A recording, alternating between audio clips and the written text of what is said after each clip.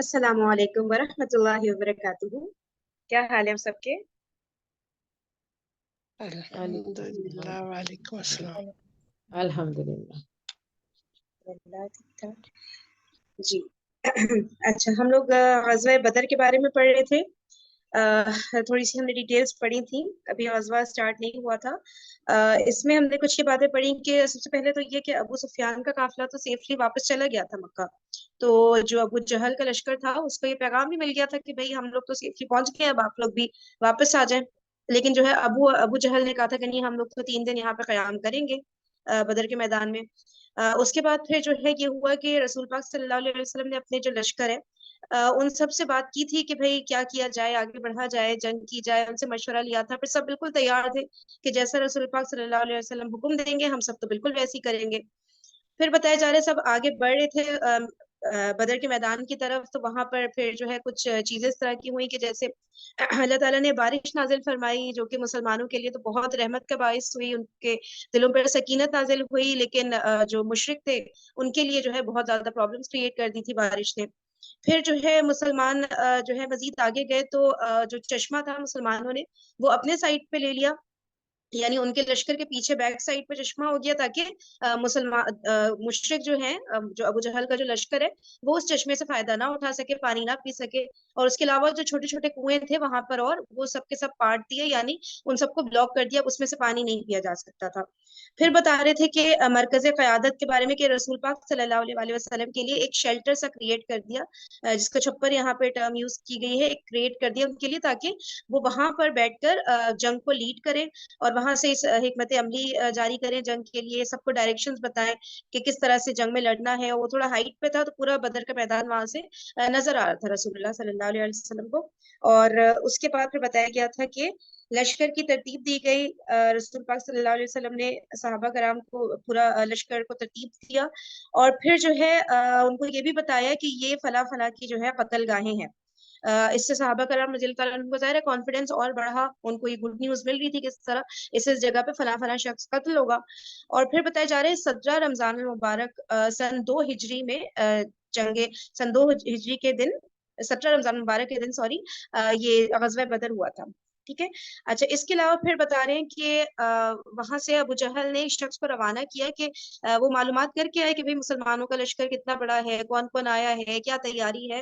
تو وہاں پر جب وہ شخص گیا تو اس نے دیکھا کہ بھئی لوگ تو کم ہیں لیکن جو ہے تیاری، ان لوگ کی جو جوش و ولولہ ہے وہ بہت زیادہ ہے. اور اگر مطلب کہ اس کو اس طرح سمجھا جا سکتا ہے کہ اس شخص نے یہ بھی بولا کہ اگر ان میں سے کسی کو تم قتل کر بھی پائے تو وہ ایسے قتل نہیں ہو جائے گا بغیر کوئی کام کیے، بلکہ تم میں سے پہلے کسی ایک کو قتل کرے گا پھر خود قتل ہوگا. اگر اس کو قتل مطلب اس کے نصیب میں قتل لکھا بھی ہو تو پہلے تم میں سے کسی ایک کو قتل ضرور کرے گا. اتنا زیادہ جوش و ولولہ ہے ان کے اندر نا. تو ظاہر ہے وہ لوگ، ان کے اندر بھی خوف طاری ہو گیا جو مشرکین کا لشکر تھا. تو پھر ان لوگوں نے جو عتبہ بن ربیعہ کا نام لیا گیا ہے اور حکیم بن حزام، ان دونوں نے فرنٹ سے آ کے ابو جہل کو کنونس کرنے کی کوشش کی کہ بھئی جنگ کرنا تو بالکل اب کوئی ضرورت لگ نہیں رہی. ابو سفیان کے لشکر کو ہمیں سیفلی واپس لے کے جانا تھا تو وہ تو واپس چلے گئے ہیں، تو اب کوئی اور مسلمانوں کا بھی اتنا زیادہ جوش و ولولہ ہے تو اب کوئی وہ بات بن نہیں رہی نا کہ اب ہم جنگ کیوں کریں، تو ہم واپس چلے جاتے ہیں. لیکن ابو جہل کو کسی کی بھی کوئی بات سمجھ نہیں آ رہی تھی، وہ ٹس سے مس نہیں ہو رہا تھا، بلکہ اس کو یہ دکھ رہا تھا کہ یہ لوگ تھوڑا ٹھنڈے پڑ رہے ہیں جنگ کے معاملے میں، تو اب ان کو ابھارنا ہے. تو اس نے ڈفرنٹ ٹیکٹکس استعمال کری، ان کو جو ہے مطلب ان کی غیرت کو تازہ کیا کہ بھائی آپ لوگوں نے جو ہے ان کو غیرت دلائی ایک طرح سے کہ بھئی آپ لوگوں نے لڑنا ہے، بالکل آگے آنا ہے. پھر جو مقتول تھا سریہ نقلہ کا، اس کا جو بھائی تھا اس کو جوش دلایا کہ دیکھو تمہیں تو قتل کا بدلہ لینا ہے نا اپنے بھائی کا. اور عتبہ بن ربیعہ کے جو بیٹے تھے کا جو بیٹا تھا وہ وہاں پر اپنا مسلمان ہو گئے تھے، مدینہ چلے گئے تھے.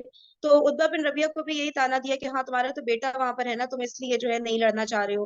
اور اس طرح کی بہت ساری باتیں کر کے نا اس نے دوبارہ سے ابو جہل نے جنگ کی آگ بھڑکائی ایک طرح سے نا، یعنی کہ ان لوگوں کو موٹیویٹ کیا اپنے لشکر کو. صحیح ہے. اور یہاں تک ہم نے پڑھا تھا. اس کے بعد کیا ہوا تھا، پھر دونوں لشکر آمنے سامنے ہوئے تو رسول پاک صلی اللہ علیہ وسلم نے دعا فرمائی. اور اس کے بعد ہم نے یہاں تک ہی پڑھا تھا میرے خیال سے. صحیح ہے. اب ہم یہاں سے پڑھیں گے یہ جو سیکنڈ پیراگراف ہے نا پیج نمبر 293 پہ. پھر جب صفیں درست کی جا چکی، یہ پیراگراف بس ہم نے لاسٹ ریڈ کیا تھا، یہاں سے اسٹارٹ لے لیتے ہیں. ریڈ کرنا چاہے گا کوئی تو انمیوٹ کریے گا. پڑھوں؟ جی جی پڑھیں؟ بالکل، یہاں سے پڑھیے۔ جی کہاں سے؟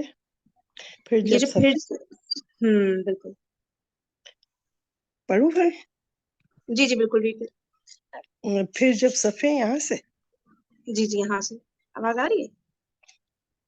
آپ بتائیں آپ لوگوں کو آ رہی ہے میری آواز؟ جی جی آپ کی تو آ رہی ہے، میں کہہ رہی ہوں میری آواز کیا آ رہی ہے؟ جی مجھے ہاں تو بس آ رہی صحیح ہے۔ ہے، پھر آپ جی جی ریڈنگ سٹارٹ کریے۔ پھر جب صفیں درست کی جا چکی تو آپ صلی اللہ علیہ وسلم نے لشکر کو ہدایت فرمائی کہ جب تک اسے آپ کے آخری احکام موصول نہ ہو جائے جنگ شروع نہ کریں۔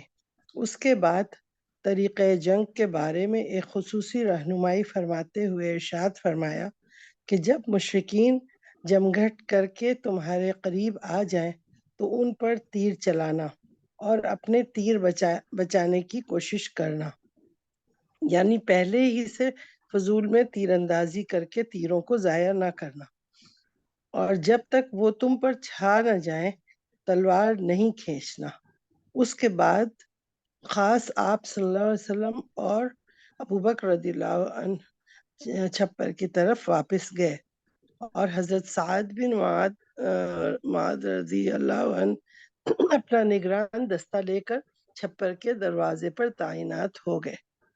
بتانا ہے صحیح کوئی؟ ہے۔ اب جی جی صحیح، اب اس میں وہی ہدایات دے رہے ہیں رسول پاک صلی اللہ علیہ وسلم کے مسلمانوں کو جنگ کس طرح سے لڑنی ہے، کیونکہ اس وقت تک تو سب مسلمانوں کا یہ بالکل پہلا اس طرح کا کوئی موقع آ رہا تھا نا کہ جنگ کی تیاری کرنی ہے، کیسے کرنی ہے، سب کے ذہنوں میں الگ الگ بات ہوتی ہے نا، تو انہوں نے جو ہے یہ کلیئرلی بتا دیا کہ جو ہے جب تک جنگ کے لیے کہہ نہیں دیا جائے، یعنی اعلان نہیں کر دیا جائے کہ اب جنگ شروع کرنی ہے، اس سے پہلے ایسا نہیں کہ کچھ مسلمان بڑھ کے جنگ سٹارٹ کر دیں، کچھ مسلمان پیچھے رہ جائیں، اس طرح نہیں، ڈسپلن کے ساتھ ہونا چاہیے نا۔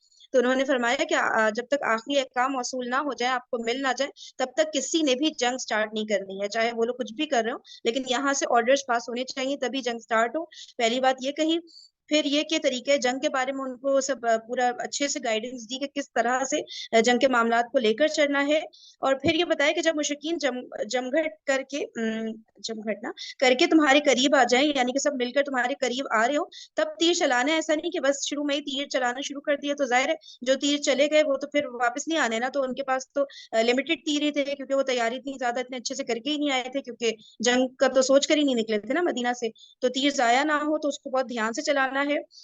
اور اس کے علاوہ یہ کہ جب تک وہ چھا نہیں جائے آپ کے اوپر، تو آپ لوگوں نے تلواروں کو جو اپنا نیام سے نکال کر کھینچنا ہوتا ہے نا، وہ کھینچنا نہیں ہے جب تک وہ بالکل قریب نہیں آ جاتے۔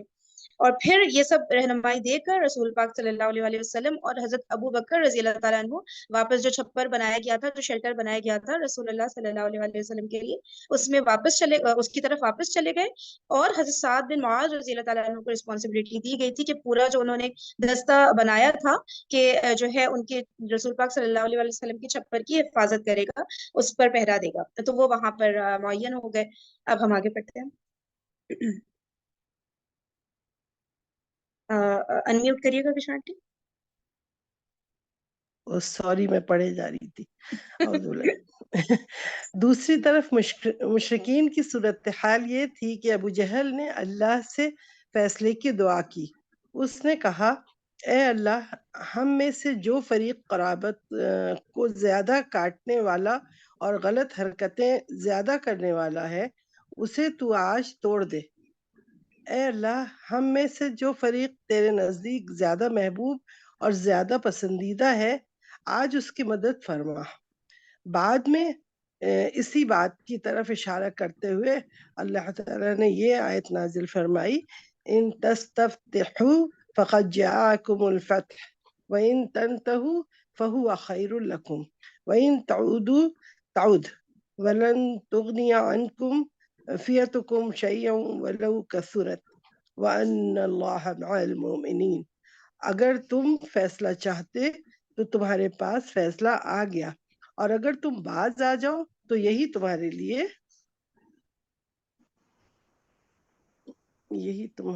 لیے بہتر ہے، لیکن اگر تم اپنی اس حرکت کی طرف پلٹو گے تو ہم بھی تمہاری سزا کی طرف پلٹیں گے، اور تمہاری جماعت اگرچہ وہ زیادہ ہی کیوں نہ ہو تمہارے کچھ کام نہ آ سکے گی، اور یاد رکھو کہ اللہ مومنین کے ساتھ ہے۔ بولنا. اچھا، اب جو ابو جہل کی آل فیمس دعا ہے کہ بھئی اس نے دعا کی تھی اللہ تعالیٰ سے کہ اللہ تعالیٰ کو تو ظاہر ہے وہ مانتا تھا نا، تو اللہ تعالیٰ سے دعا کی تھی کہ جو ہے جو فریق قرابت کو زیادہ کاٹنے والا، یعنی کہ وہ جو تھا نا، ان لوگوں کا بلیف تھا نا کہ بھئی یہ تو رشتہ داریوں کو کاٹ رہے ہیں، رشتہ داریوں کو تو جوڑ کے رکھنے کا حکم ہے، یہ تو رشتہ داریوں کو کاٹ رہے ہیں رسول پاک صلی اللہ علیہ وسلم، کیونکہ یہ جب دین کا پیغام پیش کرتے ہیں تو کچھ لوگ مسلمان ہو جاتے ہیں، کچھ لوگ نہیں ہوتے، تو بھائی بھائی آپس میں جدا ہو جاتے ہیں، اور جو ہے شوہر بیوی آپس میں الگ ہو جاتے ہیں، تو یہ کس طرح کا دین ہے کہ اس میں یہ تو رشتہ داریوں کو کاٹ رہا ہے.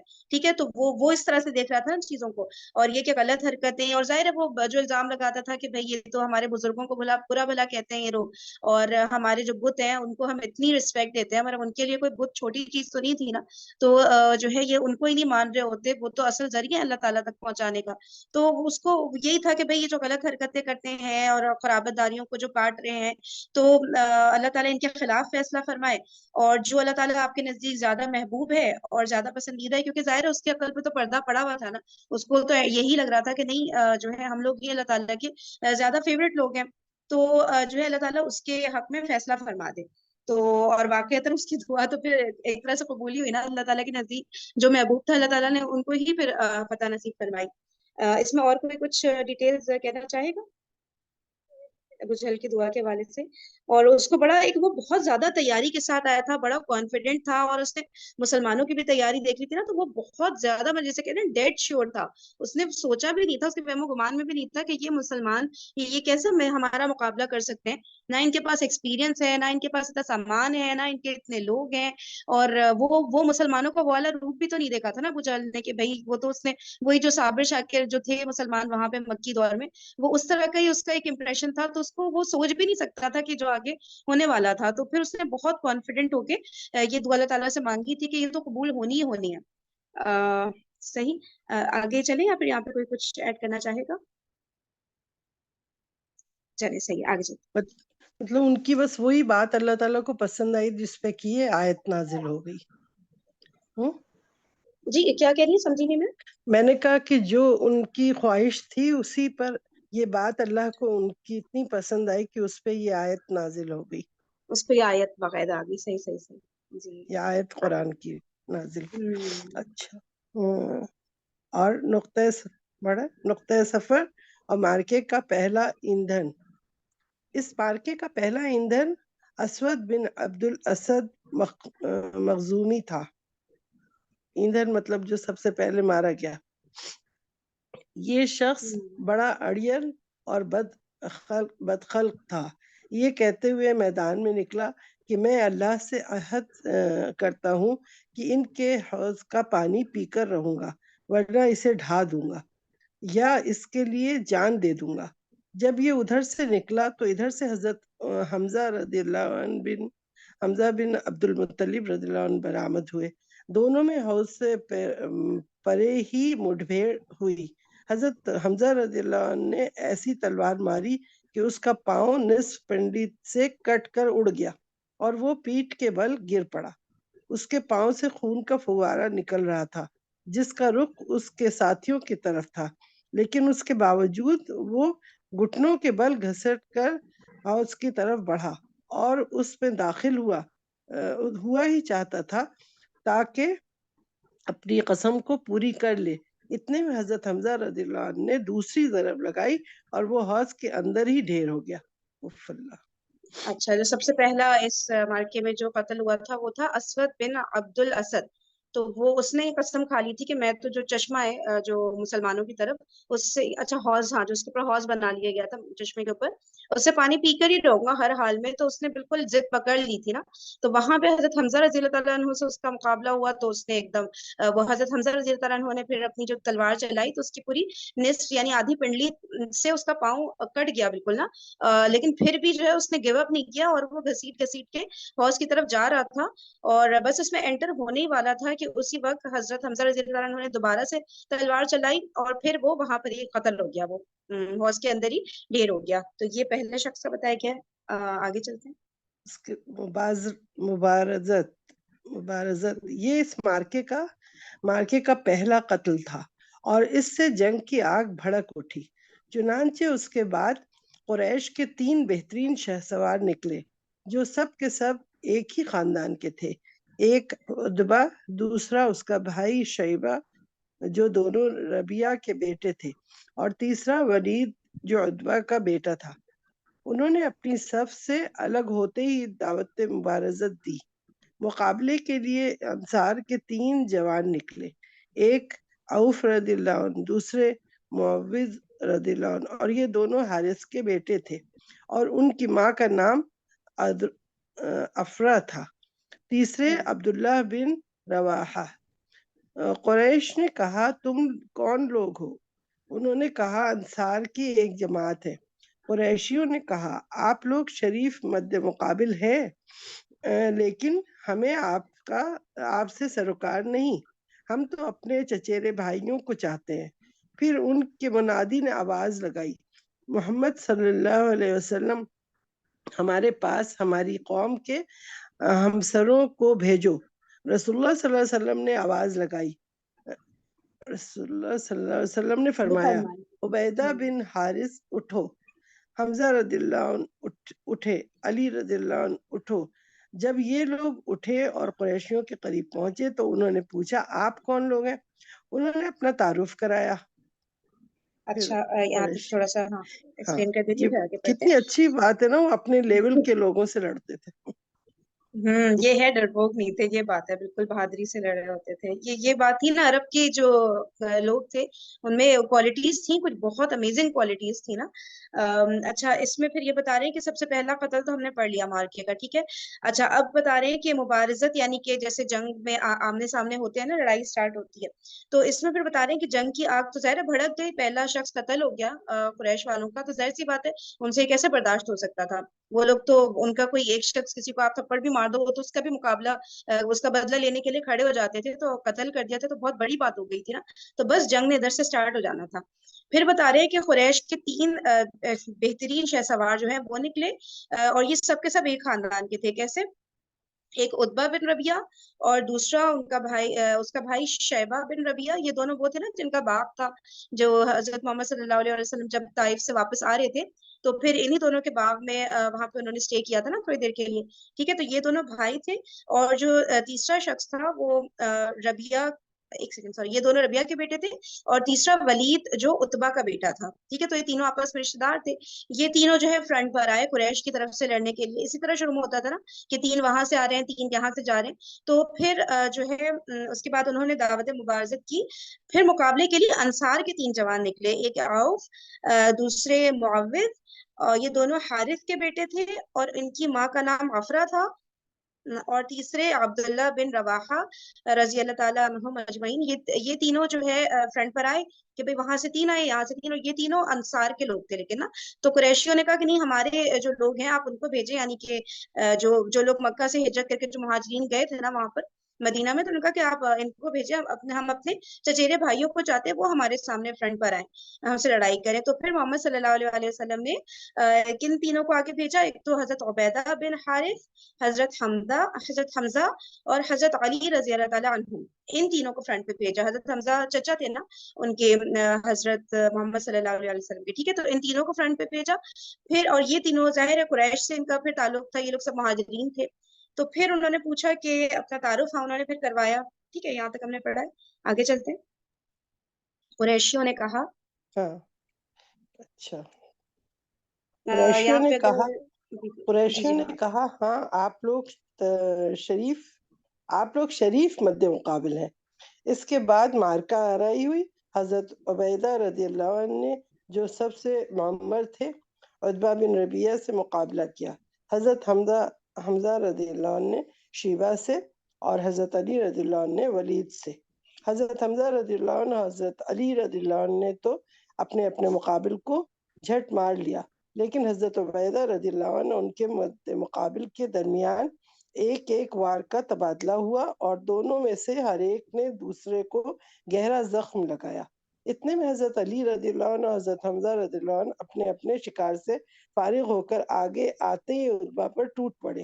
اس کام تمام کیا اور حضرت عبیدہ کو اٹھا لائے. ان کا پاؤں کٹ گیا تھا اور آواز بند ہو گئی تھی جو مسلسل بند ہی رہی. یہاں تک کہ جنگ کے چوتھے یا پانچویں دن جب مسلمان مدینہ واپس ہوتے ہوئے وادی صفرا سے گزر رہے تھے، ان کا انتقال ہو گیا۔ حضرت علی رضی اللہ کی قسم کھا کر فرماتے تھے کہ یہ آیت ہمارے ہی بارے میں نازل ہوئی تھی، ہادان خصمان اختصموا فی ربہم، یہ دو فریق ہیں جنہوں نے اپنے رب کے بارے میں جھگڑا کیا ہے۔ صحیح، اب وہاں سے جب وہ اب تینوں فرنٹ پر آ گئے، فرین اب اس کے بعد کوئی اور پڑھ لے گا، ٹھیک ہے؟ جی جی صحیح ہے۔ اچھا اب جو ہے یہ بتا رہے ہیں کہ جو ہے سب جب تینوں آمنے سامنے ہو گئے تو عتبہ بن ربیہ کا مقابلہ جو ہوا وہ حضرت عبیدہ رضی اللہ تعالیٰ عنہ سے ہوا، اور ان کا بتا رہے ہیں وہ تھوڑے سے عمر رسیدہ تھے، ٹھیک ہے۔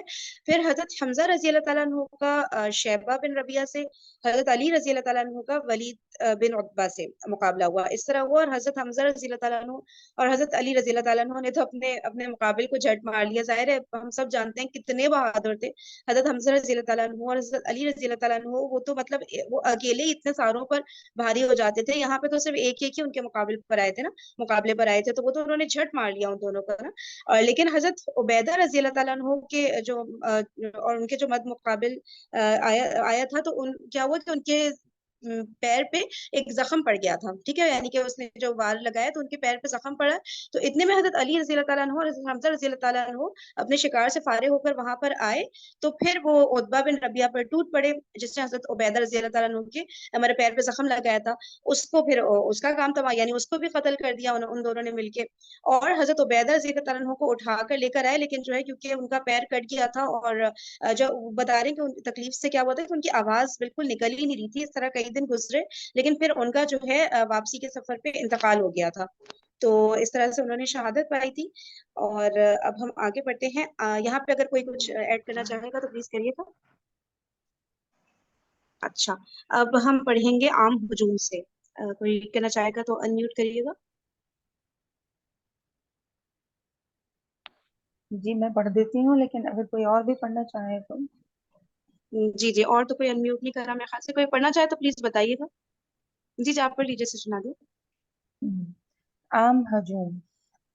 اس مبارزت کا انجام مشرکین کے لیے ایک برا آغاز تھا۔ وہ ایک ہی جست میں اپنے 3 بہترین شاہ سواروں اور کمانڈروں سے ہاتھ دھو بیٹھے تھے، اس لیے انہوں نے غیظ و غضب سے بے قابو ہو کر ایک آدمی کی طرح یک بارگی حملہ کر دیا۔ دوسری طرف مسلمان اپنے رب سے نصرت اور مدد کی دعا کرنے اور اس کے حضور اخلاص و تضرع اپنانے کے بعد اپنی اپنی جگہوں پر جمے اور دفاعی موقف اختیار کیے مشرکین کے تابڑ توڑ حملوں کو روک رہے تھے اور انہیں خاصا نقصان پہنچا رہے تھے۔ زبان پر آہد آہد کا کلمہ تھا۔ اچھا اب جو ہے بتا رہے ہیں کہ یہ ظاہر سی بات ہے، یہ قریش کے لیے ان کے جو ابو جہل کا جو لشکر تھا ان کے لیے کوئی چھوٹی بات تو نہیں تھی نا، کہ 3 ان کی طرف سے فرنٹ پر آئے، تینوں کے تینوں کا کام تمام کر دیا، اور وہ بھی کس لشکر نے جو کہ ان کے مقابلے میں اتنی کم کوانٹٹی میں تھا، جن کی تیاری بھی کوئی خاص نہیں تھی، جن کا تجربہ بھی اتنا نہیں تھا، لیکن انہوں نے تینوں ان کے جو شاہ سوار تھے اور کمانڈر تھے ان کے مل کے ان تینوں کو ختم کر دیا ایک دم جھٹکے سے نا، تو یہ کیسے برداشت کر سکتے تھے؟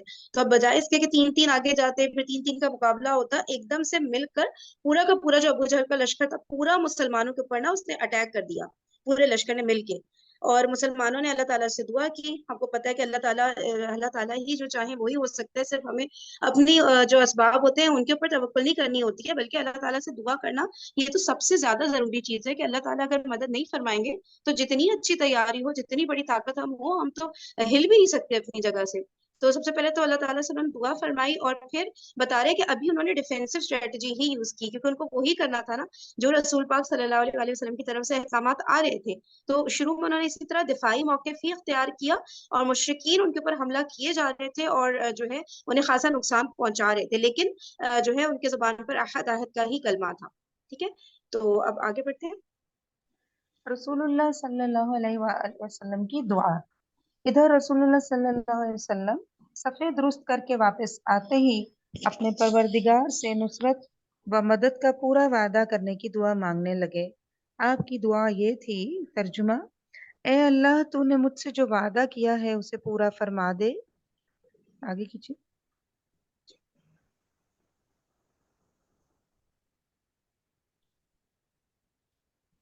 اے اللہ مجھ سے تیرا عہد اور تیرے وعدے کا سوال کر رہا ہوں۔ پھر جب گھمسان کی جنگ شروع ہو گئی، نہایت زور کا رن پڑا اور لڑائی شباب پر آ گئی تو آپ نے یہ دعا فرمائی۔ ترجمہ ہے، اے اللہ اگر آج یہ گروہ ہلاک ہو گیا تو تیری عبادت نہ کی جائے گی۔ اے اللہ اگر تو چاہے تو آج کے بعد تیری عبادت کبھی نہ کی جائے۔ جی جی یہ بھی پڑھ دیجیے۔ آپ نے خوب تضرع کے ساتھ دعا کی، یہاں تک کہ دونوں کندھوں سے چادر گر گئی۔ حضرت ابو بکر صدیق رضی اللہ عنہ نے چادر درست کی اور عرض پرداز ہوئے، اے اللہ کے رسول بس فرمائیے۔ آپ نے اپنے رب سے بڑے الحاح کے ساتھ دعا فرما لی۔ ادھر اللہ نے فرشتوں کو وحی کی اور ایک یہ آیت اتاری ہے، میں تمہارے ساتھ ہوں، تم اہل ایمان کے قدم جماؤ، میں کافروں کے دل میں روب ڈال دوں گا۔ اور رسول اللہ صلی اللہ علیہ وسلم کے پاس وحی بھیجی کہ ترجمہ ہے، میں 1000 فرشتوں سے تمہاری مدد کروں گا جو آگے پیچھے آئیں گے۔ اچھا اب بتا رہے ہیں رسول اللہ صلی اللہ علیہ وسلم نے صفیں درست کی اور اس کے بعد پھر وہ واپس آ گئے تھے، جو ان کا چھپر بنایا گیا تھا نا اس میں واپس آ گئے تھے، اور اللہ تعالیٰ سے بہت زیادہ بہت رو رو کر گڑا کر اللہ تعالیٰ سے دعا مانگ رہے تھے کہ اللہ تعالیٰ بس جو ہے یہ یہاں پہ مسلمانوں کو فتح نصیب فرما دے، اور بڑے پیارے الفاظ ہیں دعا کے، اور ایسے دعا مانگ رہے تھے بالکل جیسے ہوتا ہے نا کہ اپنا کوئی خیال ہی نہیں تھا، کہ بالکل چادر ان کے کندھوں سے گر گئی تھی، تو حضرت ابو بکر رضی اللہ تعالیٰ عنہ نے چادر کو درست فرمایا، اور وہ اتنا زیادہ دعا مانگ رہے تھے کہ پھر بے ساختہ حضرت ابو بکر رضی اللہ تعالیٰ عنہ نے ان کو فرمایا کہ جو ہے بس فرمائیے، آپ نے بہت زیادہ دل سے دعا کر لی ہے اللہ تعالیٰ سے، انشاءاللہ اللہ تعالیٰ ضرور مدد فرمائیں گے۔ پھر بتا رہے کہ اللہ تعالیٰ نے فرشتوں کو وحی کی، یعنی فرشتوں سے اللہ تعالیٰ نے فرمایا کہ میں تمہارے ساتھ ہوں، تم اہل ایمان کے قدم جماؤ، یعنی کہ فرشتے آگے جائیں اور جتنے بھی یہ جو لشکر ہے رسول پاک صلی اللہ علیہ وسلم کا، ان کے قدم جمائیں، ان کو مضبوط کریں، اور جو ہے میں کافروں کے دل میں روب ڈال دوں گا، یعنی کہ اللہ تعالیٰ کافروں کے دل میں خوف پیدا کر دیں گے مسلمانوں کے حوالے سے۔ اور پھر رسول اللہ صلی اللہ علیہ وسلم کے پاس وحی بھیجی کہ اللہ تعالیٰ 1000 فرشتوں سے ان کی مدد کریں گے، اور جو آگے پیچھے آئیں گے، یعنی کہ آگے پیچھے آتے چلے جائیں گے فرشتے، اور 1000 ان کے نمبرز ہوں گے، جو کہ اتنے ہی تھے تقریباً جتنے کے ابو جہل کے لشکر کے تھے۔ ٹھیک ہے، تو اللہ تعالیٰ نے فرشتوں سے مدد کا وعدہ کیا اور فرشتوں کو بھیجنا شروع کیا بدر کے میدان میں۔ جی کچھ میں نے مس کیا ہے تو آپ بتا دیجیے کہ نہیں تو آگے چلتے ہیں۔ جی فرشتوں کا نزول۔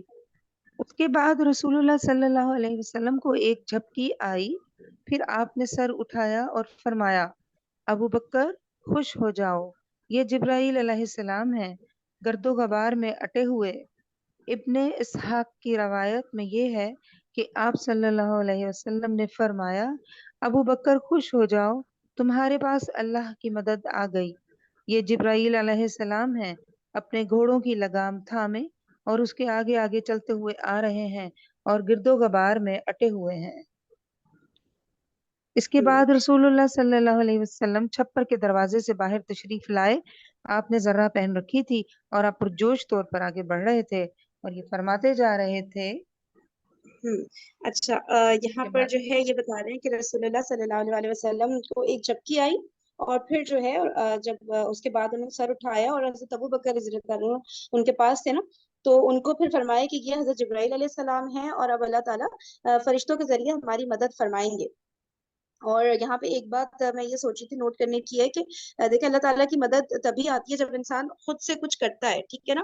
انہوں نے جنگ کے لیے سٹارٹ کر دیا تھا نا، جنگ لڑنا شروع کر دیا تھا، تو پھر دیکھیے اس کے بعد اللہ تعالیٰ نے فرشتوں کا نزول فرمایا، کیونکہ اللہ تعالیٰ ہم سے بھی یہی چاہتے ہیں کہ ہم پہلا قدم اٹھاتے ہیں نا جب، تو اس کے بعد پھر اللہ تعالیٰ اتنی زیادہ مدد فرماتے ہیں، اتنی زیادہ کہ وہ ہمارے وہم و گمان سے بھی باہر ہوتی ہے، ہمیں جو کام اتنا مشکل لگ رہا ہوتا ہے وہ اللہ تعالیٰ اتنا آسان بنا دیتے ہیں، لیکن اس کے لیے صرف نیت کر لینا، صرف سوچ لینا، پرعزم رہنا، یہ سب چیزیں کافی نہیں ہوتی ہیں، ہمیں پہلا قدم اٹھانا ہر حال میں ضروری ہوتا ہے، ہم کوشش کرنا سٹارٹ کریں، بس وہ کوشش کا پہلا قدم ہی ہوتا ہے کہ پھر اللہ تعالیٰ بہت زیادہ جو ہے نا اس طرح سے مدد فرماتے ہیں۔ تو اللہ تعالیٰ نے پھر فرشتے بھیجے۔ اچھا پھر کیا بتا رہے ہیں کہ پھر رسول اللہ صلی اللہ علیہ وسلم چھپر کے دروازے سے باہر تشریف لے کر آئے، انہوں نے زرہ پہن رکھی تھی کیونکہ ظاہر رسول اللہ صلی اللہ علیہ وسلم نے بھی پارٹیسپیٹ کرنا تھا نا، اور جو ہے پھر وہ پرجوش طور پر آگے بڑھے۔ جب اللہ تعالیٰ کی طرف سے وحی آ گئی اور پھر بتا رہے ہیں جی آپ ریڈ کریے. عنقریب یہ جتھا شکست کھائے گا اور پیٹ پھیر کر بھاگے گا. اس کے بعد آپ نے ایک مٹھی کنکریلی مٹی لی اور قریش کی طرف رخ کر کے فرمایا چہرے ان کے بگڑ جائیں، اور ساتھ ہی مٹی ان کے چہروں کی طرف پھینک دی. پھر مشرکین میں سے کوئی بھی نہیں تھا جس کی دونوں آنکھیں، نتھنے اور منہ میں ایک ایک مٹی میں سے کچھ نہ گیا ہو. اس کی بابت اللہ تعالیٰ کا ارشاد ہے. ترجمہ: جب آپ صلی اللہ علیہ وسلم نے پھینکا تو در حقیقت آپ نے نہیں پھینکا بلکہ اللہ نے پھینکا.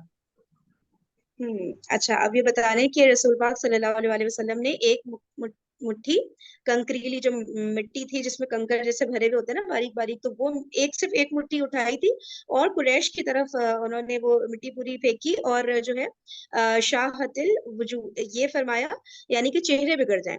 اور آپ لوگ کو یاد ہوگا نا یہ اسی طرح سے کہ مٹی والا جو واقعہ ہوا تھا جب رسول پاک صلی اللہ علیہ وسلم اپنے حجرے سے باہر آ رہے تھے، جب ان کو ہجرت کرنی تھی نا، تو اسی طرح سے واقعہ اس وقت بھی ہوا تھا. اور تب بھی صرف ایک مٹھی ہی مٹی تھی، ابھی بھی صرف ایک مٹھی مٹی، اور ابھی سامنے 1000 لوگ ہیں. لیکن بتا رہے ہیں کہ مٹی جب پھینک دی ان کے چہرے کی طرف تو ان میں سے کوئی ایک شخص، یعنی 1000 میں سے کوئی ایک شخص بھی ایسا نہیں تھا کہ جس کی دونوں آنکھوں اور جو نتھنے ہوتے ہیں اور منہ، ان میں سے کوئی بھی ایسا شخص نہیں تھا جس کے جو 3 انٹرنس ہوتی ہیں ہماری باڈی کی، اس کے اندر مٹی نہ گئی ہو. تو اور پھر آگے بتا رہے ہیں اللہ تعالیٰ نے فرمایا کہ جب آپ صلی اللہ علیہ وسلم نے پھینکا تو ایکچوئل میں اللہ تعالیٰ نے خود یہ مٹی ان کی طرف پھینکی تھی. تو اس طرح سے جو ہے ظاہر ہے پھر ان کو افیکٹ کر گئی وہ کافی مٹی. اچھا پھر آگے چلتے جوابی حملہ. اچھا ایک یہ اس میں یہ چیز بھی ہے، یہ جو آیت اتری تھی نا جس کا ترجمہ ہے کہ عنقریب یہ جتھا شکست کھائے گا اور پیٹ پھیر کر بھاگے گا، یہ جو جنگ ہو رہی ہے نا یہ اس سے جو یہ ہجرت سے 5 سال پہلے کی گئی تھی. ہجرت سے اور 5 سال پہلے؟ ہاں یہ سری پیش گوئی تھی جو ہجرت سے بھی 5 سال پہلے کر دی گئی تھی کہ قریش کی جمعیت میں جس کی طاقت کا تو ان کو بہت بڑا جو یہ غرور تھا، عنقریب مسلمانوں سے یہ شکست کھائے گی. اور اس وقت کوئی بھی شخص یہ تصور بھی نہیں کر سکتا تھا کہ مستقبل قریب میں یہ انقلاب آ جائے گا اور میں سمجھی نہیں مسلمانوں آپ کی کی. بات. یہ تو ہجرت کے بعد اس میں تو انصار بھی شامل ہے نا، آپ کسی اور جنگ کی بات کر رہی ہیں کیا؟ نہیں نہیں، اسی میں یہ جو آیت ہے نا، یہ جو یہ ہے جو دی ہوئی ہے اوپر سب سے ٹاپ پر جو ہے عنقریب والی. ہاں عنقریب یہ جتھا شکست کھائے گا، یہ اس وقت جس وقت یہ لوگ ہو رہا تھا غزوہ بدر جو بھی ہے، یہ اسی وقت نازل نہیں ہوئی تھی، یہ اچھا بہت پہلے نازل ہو چکی تھی. اور جب اچھا اس اچھا پر نا اچھا. حضرت علی نے یہ بھی بولا تھا کہ یہ روایت ہے ایک عبداللہ بن عباس کے شاگرد ہیں مکرمہ، ان کی روایت ہے کہ حضرت عمر رضی اللہ فرماتے تھے کہ جب سورہ قمر کی یہ آیت نازل ہوئی تھی نا تو وہ کہتے ہیں میں حیران ہوا تھا کہ یہ کون سی جو جتھا ہے اور یہ جماعت ہے جو شکست کھا جائے گی. پھر جب جنگ اچھا بدر میں کفار شکست کھا کر بھاگ رہے تھے، اس وقت میں نے دیکھا رسول صلی اللہ علیہ وسلم جب یہ ذرہ پہن کر آ رہے تھے اور انہوں نے پھر یہ اس طرح مٹی وٹی پھینکی تھی، تب انہوں نے کہا کہ اب مجھے سمجھ میں آیا کہ یہ جو خبر دی گئی تھی وہ اس جنگ کے لیے تھی، یہ اچھا خبر اچھا پہلے اچھا دے دی اچھا. گئی تھی. اس میں یہ ایک او بڑی مطلب دلچسپ بات ہے. یہ ویسے تو ہم پڑھے چلے جا رہے ہیں نا، ہمیں نہیں پتا چل رہا کہ یہ آیات کب نازل ہوئی ہیں. جی یہ نہیں سمجھ آیت آ رہا اس تھا. جنگ سے بہت پہلے نازل ہو گئی تھی. اچھا صحیح زبردست جزاک اللہ. ہاں یہ مجھے نہیں پتا تھا. چلیے آگے اچھا چلتے ہیں. جوابی جی جی. حملہ. اس کے بعد رسول اللہ صلی اللہ علیہ وسلم نے جوابی حملے کا حکم اور جنگ کی ترغیب دیتے ہوئے فرمایا شدو، چڑھ دوڑو، اس ذات کی قسم جس کے ہاتھ میں محمد صلی اللہ علیہ وسلم کی جان ہے، ان سے جو آدمی بھی ڈٹ کر ثواب سمجھ کر آگے بڑھ کر اور پیچھے نہ ہٹ کر لڑے گا اور مارا جائے گا، اللہ اسے ضرور جنت میں داخل کرے گا. صحیح. اب رسول اللہ صلی ابھی تک یعنی کہ اس طرح سے تھا نا کہ یہ لوگ کو بولا گیا تھا کہ بس ابھی دفاعی موقف ہی لے کر چلیں گے نا، یعنی کہ وہ اٹیک تو کر رہے تھے، وہ تو پورا کا پورا لشکر حاوی ہو گیا تھا مسلمانوں کے لشکر کے اوپر. ابو جہل کا جو لشکر تھا تو اس وقت تک وہ اپنا دفاع کر رہے تھے، اپنے آپ کو بچا رہے تھے، ڈیفینسو اسٹریٹجی تھی نا. اب یہ سب جب وہی آ گئی تو پھر رسول اللہ صلی اللہ علیہ وسلم نے مسلمانوں کو حکم دیا کہ اب آپ سب نے اٹیک کرنا ہے ان کے اوپر نا. اور سب آگے بڑھے اور پھر ان کو جوش دلا رہے تھے، ان کو بتا رہے تھے کہ ان سے جو آدمی بھی ڈٹ کر ثواب سمجھ کے، دیکھیں ثواب کی نیت بہت ضروری ہوتی ہے نا، ڈٹ کر ثواب سمجھ کر آگے بڑھ کر اور پیچھے نہ ہٹ کر لڑے گا اور مارا جائے گا، ٹھیک ہے، لڑ بھی گیا اور مارا بھی گیا، یعنی شہید بھی ہو گیا، تو اللہ تعالیٰ ضرور اس کو جنت میں داخل فرمائیں گے۔ تو جب جنت واقعی میں جب ہمیں کلیئر ہو جائے نا کہ ہم جنت حاصل کرنے کے لیے کوئی چیز کر رہے ہیں، تو پھر جو جوش و ولولہ ہوتا ہے، تو وہ یہ الفاظ رسول اللہ صلی اللہ علیہ وسلم نے فرمائے، اور پھر جو ہے مسلمانوں نے اپنا اٹیک کرنا سٹارٹ کر دیا ان کے اوپر، ابو جہل کے لشکر پہ۔ آگے چلتے ہیں۔ آپ نے قتال پر ابھارتے ہوئے یہ بھی فرمایا، اس جنت کی طرف اٹھو جس کی پہنائیاں آسمانوں اور زمین کے برابر ہیں۔ آپ کی یہ بات سن کر عمیر بن حمام نے کہا، بہت خوب رسول اللہ صلی اللہ علیہ وسلم نے فرمایا، تم بہت خوب کیوں کہہ رہے ہو؟ انہوں نے کہا، نہیں، خدا کی قسم اے اللہ کے رسول صلی اللہ علیہ وسلم، کوئی بات نہیں سوائے اس کے کہ مجھے توقع ہے کہ میں بھی اسی جنت والوں میں سے ہوں گا۔ آپ صلی اللہ علیہ وسلم نے فرمایا، تم بھی اسی جنت والوں میں سے ہو۔ اس کے بعد وہ اپنے سبحان توشیدان سے کچھ کھجور نکال کر کھانے لگے، پھر بولے، اگر میں اتنی دیر تک زندہ رہا کہ اپنی یہ کھجوریں کھا لوں تو یہ تو لمبی زندگی ہو جائے گی۔ چنانچہ ان کے پاس جو کھجوریں تھیں انہیں پھینک دیا، پھر مشرکین سے لڑتے لڑتے شہید ہو گئے۔ سبحان اللہ۔ اچھا، اب یہ ہم لوگ انشاءاللہ کل ڈسکس کرتے ہیں، ٹھیک ہے، کیونکہ سیشن کا ٹائم بالکل اینڈ آلموسٹ ہو گیا ہے۔ چلیں، جزاک اللہ آپ سب کی شرکت کا۔ سبحانک اللہم و بحمدک، نشہد ان لا الہ الا انت، نستغفرک و نتوب الیک۔ السلام علیکم و رحمۃ اللہ وبرکاتہ۔ وعلیکم السلام ورحمۃ اللہ وبرکاتہ۔